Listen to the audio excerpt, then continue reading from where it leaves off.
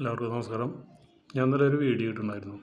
അതിൽ ലബല്ല സൊല്യൂഷൻസ് എന്ന് പറഞ്ഞൊരു സ്ഥാപനത്തിൻ്റെ പേര് ഞാൻ പറയാനിടയായി. അതിന് പുറമെ ഒരു ഏജൻറ്റ് എന്നെ പറ്റിച്ചു എന്നുള്ള പറഞ്ഞിട്ടുണ്ടായിരുന്നു.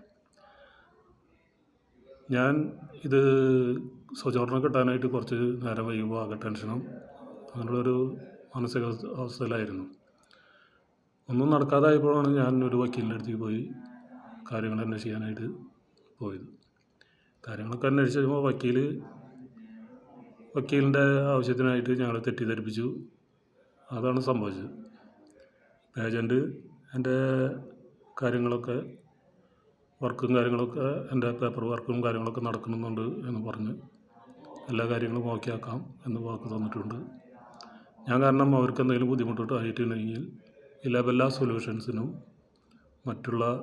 മറ്റേ ഏജൻറ്റിനോടും ഞാൻ മാപ്പ് ചോദിക്കുന്നു.